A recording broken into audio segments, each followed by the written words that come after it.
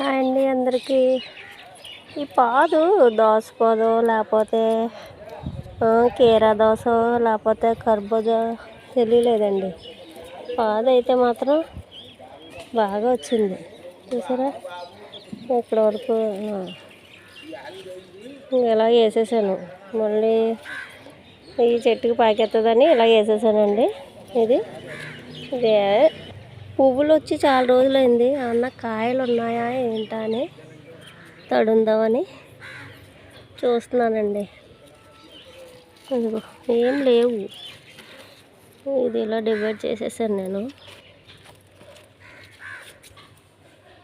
ఇక్కడ బుల్లు ఇక్కడ ఉన్నాయండి కాయలు.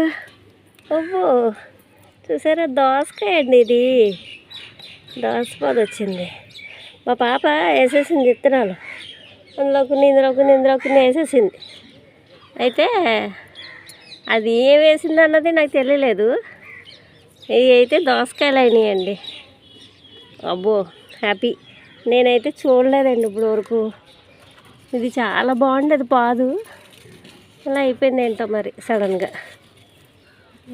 ఒక కాయ 2 కాయలు కాసినాయి అంతే. ఇదిగో ఈ బుడ్డది మరి ఎదుగుతుందో లేదో తెలీదు.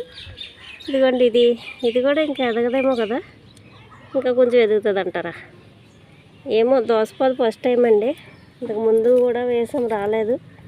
ఇప్పుడు వేసాం మళ్ళీ. ఈ తెల్ల సీడ పట్టిందంటే మొక్కలు ఎందుకు పనికిరావండి బాబు. ఇది